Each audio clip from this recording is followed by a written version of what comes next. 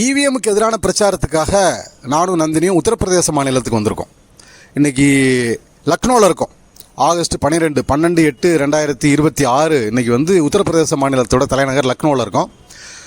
லக்னோவில் இன்றைக்கி முதலமைச்சர் அலுவலகத்துக்கு போகிறோம். முதலமைச்சர் யோகி ஆதித்யநாத்தோடைய அலுவலகத்துக்கு நேரடியாக போய் ஒரு கடிதம் கொடுக்க போகிறோம். உத்தரப்பிரதேசத்தில் வர்ற பிப்ரவரி மாதம் சட்டமன்ற தேர்தல் நடக்க போகுது. இந்த சட்டமன்ற தேர்தலில் இவிஎம் பயன்படுத்தக்கூடாது, வாக்குச்சீட்டில் தான் தேர்தல் நடத்தணும் அப்படிங்கிறத வலியுறுத்தி அதுக்கான காரணங்களை விளக்கி ஒரு விரிவான கடிதத்தை இன்னைக்கு கொடுக்க போகிறோம். யோகியோட ஆஃபீஸில் போய் கொடுக்க போகிறோம், நேரடியாக கொடுக்க போகிறோம். நானும் நந்தினியும் போகிறோம். உத்தரப்பிரதேசத்தில் நம்ம தொடர்ந்து மக்களை சந்திச்சுட்டு இருக்கோம். இந்த இவிஎம் தடை பண்ணணும், வாக்குச்சீட்டு முறையில் தான் தேர்தல் நடத்தணும் அப்படிங்கிறத வலியுறுத்தி ஒரு பிரச்சாரத்தை நம்ம செஞ்சுட்டு இருக்கோம். அலகாபாத் போனோம், கான்பூர் போனோம், நேற்றுக்கு உன்னாவ் போயிருந்தோம், இன்றைக்கி இங்கே லக்னோ வந்திருக்கிறோம். இந்த பிரச்சாரத்தில் நம்ம பலதரப்பட்ட மக்களை சந்திக்கிறோம். மக்களுடைய ஒருமித்த கருத்து என்னன்னா, இவிஎம் இருக்கக்கூடாது, இவிஎம் தடை பண்ணிட்டு வாக்குச்சீட்டில் தான் தேர்தல் நடத்தணும், அதான் நியாயமான தேர்தல், அதான் ஜனநாயகம், அதான் நேர்மையாக இருக்கும் அப்படிங்கிறதான் மக்கள் வெளிப்படுத்துறாங்க. चुनाव ईवीएम से होना चाहिए या बैलेट पेपर से? बैलेट पेपर से। क्यों भाई?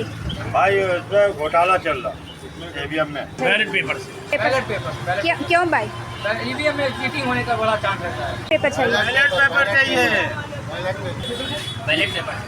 बैलेट पेपर नहीं, बैलेट पेपर नहीं होना चाहिए। अच्छा नहीं, ईवीएम बेकार है, पेपर में बहुत अच्छा ही। बैलेट पेपर हाँ भाई, ये 27 विधानसभा चुनाव बैलेट पेपर से ही होना चाहिए। सही बात कर रहे हैं।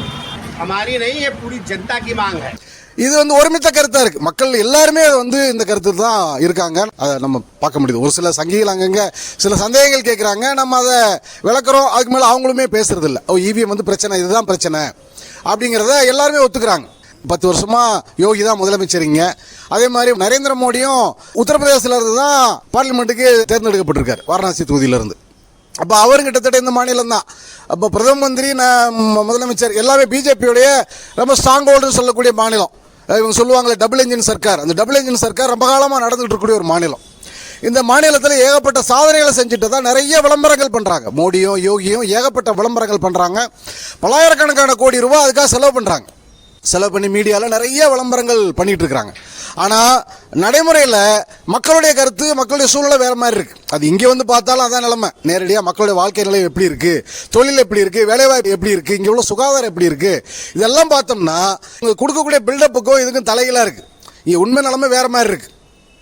பொழப்பில்லை. முக்கியமாக இங்கே உள்ள மக்களுக்கு பொழப்பு இல்லாமல் தான் பொழப்பு தேடி தமிழ்நாட்டுக்கும் கேரளாவுக்கும் இந்த பக்கம் டெல்லிக்கும் மகாராஷ்டிராவுக்கும் அலைய வேண்டிய சூழ்நிலை தான் உத்தரப்பிரதேச மாநிலத்தோட இளைஞர்கள் இருக்கிறாங்க. கோடிக்கணக்கில் மைக்ரேட் ஆகி போயிட்டே இருக்கிறாங்க.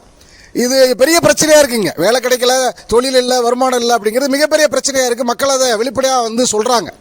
அப்போ இவங்க அரசாங்கம் சொல்கிறதுக்கும் யோகியும் மோடியும் சொல்கிறதுக்கும் மக்கள் சொல்கிறதுக்கும் தலைகளாக இருக்குது. அதனால தான் இவங்க பயப்படுறாங்க. இவிஎம் தான் வேணும், வாக்குச்சீட்டில் தேர்தல் நடத்தக்கூடாது அப்படின்னு சொல்லி பிடிவாதமாக பிஜேபி இருக்கிறது காரணமே இதுதான். வாக்குச்சீட்டில் தேர்தல் கொண்டு வந்தால் இவங்களுடைய ஆட்சி முடிஞ்சிடும். அது இவங்களுக்கு நல்லாவே தெரியுது. அதனால தான் இவிஎம் பிடிச்சு தொங்கிட்டு இருக்கிறாங்க. வாக்குச்சீட்டை முற்றிலும் புறக்கணிக்கிறாங்க. பிஜேபி தான் முற்றிலும் புறக்கணிக்கிறாங்க. வாக்குச்சீட்டினாலே கோவப்படுறாங்க, பயப்படுறாங்க. மக்களுமே அதைத்தான் கேட்குறாங்க, நம்மகிட்டே கேட்குறாங்க. இப்போ இவங்களுக்கு உண்மையிலே செல்வாக்கு இருக்குது, இவங்க நேர்மையான ஆட்கள்னா எலெக்ஷனை பேலட்டில் நடத்தி போக வேண்டியது. ஏன்னா எதுக்காக இவிஎம் சொல்லிட்டு இருக்கிறாங்க? அப்போ இவிஎம் வச்சு தான் இவங்க பண்ணுறாங்க, ஃப்ராட் பண்ணுறாங்க, மக்களை ஏமாற்றிட்டு இருக்காங்க, ஓட்டு திருட்டு பண்ணுறாங்கிறதா மக்களுடைய வெளிப்படையான குற்றச்சாட்டாக இருக்குது. இதைத்தான் நம்ம இன்னைக்கு யோகி கொடுக்கக்கூடிய கடிதத்தில் நம்ம மென்ஷன் பண்ணி கொடுக்க போகிறோம். மக்கள் இதான் சொல்கிறாங்க. ஜனநாயகங்கிறது மக்களுடைய கருத்துக்கு ஏற்ப இருக்கிறது தான். மக்கள் என்ன சொல்கிறாங்களோ அதுதான் ஜனநாயகம். மக்களுக்காக தான் ஆட்சியை தவிர ஆட்சிக்காக மக்கள் கிடையாது. அப்போ ஒரு சர்வாதிகாரத்தை தேர்தல் மூலமாக இவிஎம் வச்சுட்டு சர்வாதிகாரத்தை திணிக்கிறத ஏற்றுக்க முடியாது. உண்மையிலே மக்கள் செல்வாக்கு உங்களுக்கு இருந்துச்சுன்னா, நீங்கள் சொல்கிற சாதனையெல்லாம் உண்மைன்னா மக்கள் உங்களுக்கு ஓட்டு போட போகிறான். பேலட்டில் நடத்தினாலும் உங்களுக்கு தான் ஓட்டு போட போகிறான். எதுக்காக இவிஎம் பிடிச்சி தொங்கிட்டு இருக்கிறீங்க? அதனால் வாக்குச்சீட்டு முறையை கொண்டு வாங்க, இவிஎம் தடை பண்ணுங்க, வாக்குச்சீட்டில் தேர்தல் நடத்தி ஜெயிச்சுவாங்க, யார் உங்களை கேட்க போகிறா? அப்போ உண்மையிலே உங்களுக்கு மக்கள் செல்வாக்கு இருக்குங்கிறத நிறுவிங்க அப்படிங்கிறத வலியுறுத்தி தான் இன்னைக்கு கடிதம் கொடுக்க போகிறோம்.